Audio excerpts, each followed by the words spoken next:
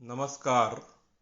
भारतवर्ष में धर्म के जितने भी संप्रदाय हुए हैं, जैसे हिंदू, जैन, बौद्ध, सिख आदि, सभी ने ओम की महत्ता को स्वीकार उसे एक महामंत्र माना है। तो आइए आज हम भी इस महामंत्र ओम के जप के महत्व को थोड़ा समझें। ईश्वर शब्दातीत है, उसे शब्दों द्वारा अभिव्यक्त नहीं किया जा सकता। अतः हमारे आध्यात्मिक वैज्ञानिकों ने उसको अभिव्यक्त करने के लिए एक सिंबल का अपने आध्यात्मिक अनुभव से आविष्कार किया और उसे ओम का आकार दिया। एक स्वाभाविक प्रश्न उठता है कि यह सिंबल ओम ही को क्यों चुना गया। यदि हम भी एक साधारण सा प्रयोग करें तो हमें भी यह बात समझ में आ जाएगी। अपने दोनों हाथों की तर्जनी से दोनों कानों के छिद्रों को बंद कर लें, तब शरीर के अंदर से एक ध्वनि आती हुई सुनाई दे पड़ेगी, जो शरीर में विद्यमान वैश्वानर अग्नि की होती है।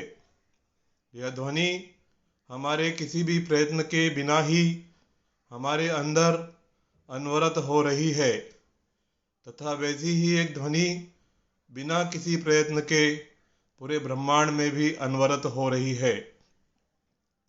यह ध्वनि ओम की ध्वनि जैसी होती है।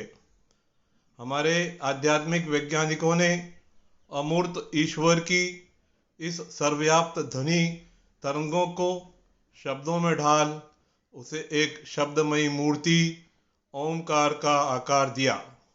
अर्थात ओम मनुष्य कृत्य नहीं अपितु प्रकृति कृत्य है। ओम 3 अक्षरों को जोड़कर बना है, अ, उ तथा अम वाला आधा म। यदि हम ध्यान से ओम को देखें तो हमें इसमें अ, उ तथा आधे म का दर्शन हो जाएगा। जब हम ओम के अ का उच्चारण करते हैं तो यह उच्चारण हमारे पेट से होता है, तथा जब हम ऊ का उच्चारण करते हैं तो वह सिर्फ हमारी छाती से होता है, तथा जब हम आधे म का उच्चारण करते हैं तो उसके वाइब्रेशन मस्तिष्क में होते हैं। हमारी रीढ़ की हड्डी में पाए जाने वाले 7 चक्रों में से पहले 3 मूलाधार, स्वादिष्ठान व मणिपुर चक्र पेट में होते हैं, तथा इनका संबंध हमारे स्थूल शरीर व भौतिक जगत से होता है।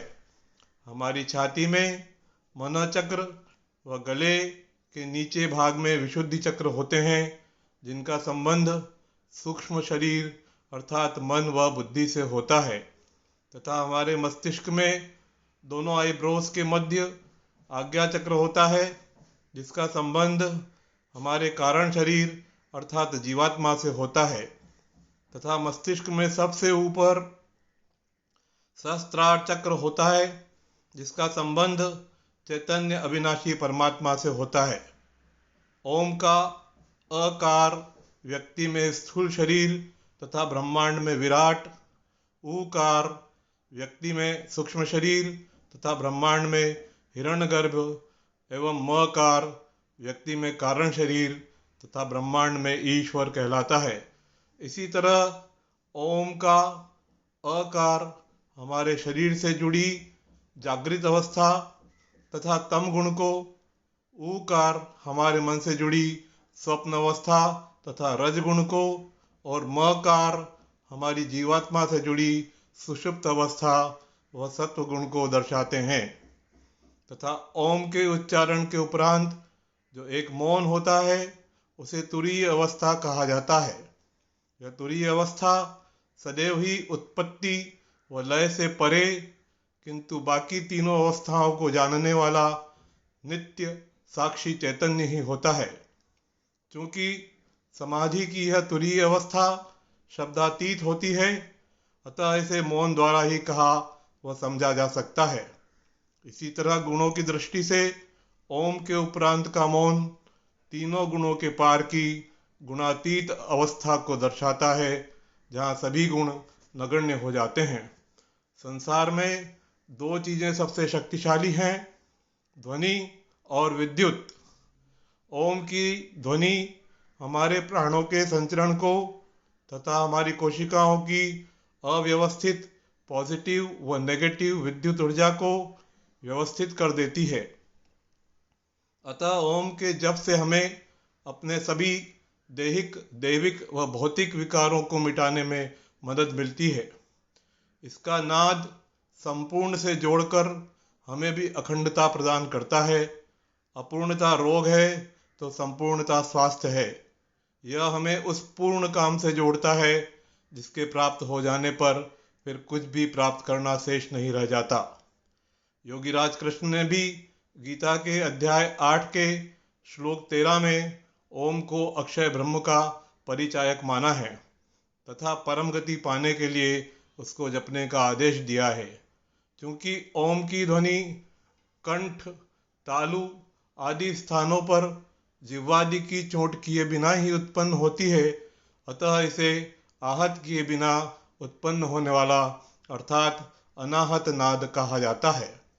क्योंकि हमारे बिना जपे ही पूरे ब्रह्मांड में तथा हमारी श्वासों में ओम का यह जप निरंतर चलता रहता है, अतः इसे ही अजपा जप भी कहा जाता है।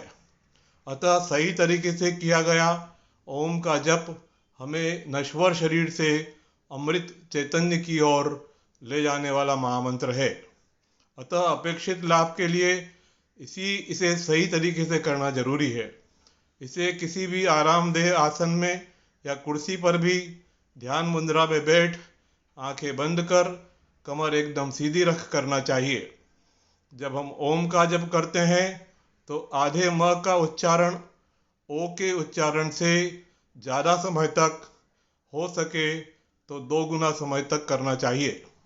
जब साधक श्वासों की लय के साथ सदा चलने वाले इस ओम का सतत ध्यान श्रद्धा से अभ्यास करता है तो उसके सभी चक्र जागृत हो ऊर्ध्वगामी हो जाते हैं तथा धीरे धीरे विषयों में विचरने वाला मन एकदम शांत हो ईश्वर की ओर आकर्षित होने लगता है। ओम के उच्चारण से निकलने वाले तरंगें वह परम ब्रह्म परमात्मा की निशब्द तरंगें सम होती हैं। अतः ओम के उच्चारण से धीरे धीरे हम भी ब्रह्म की तरह समदर्शी हो उस परमात्मा के निकट होते जाते हैं। आज बस इतना ही। धन्यवाद। Thank you.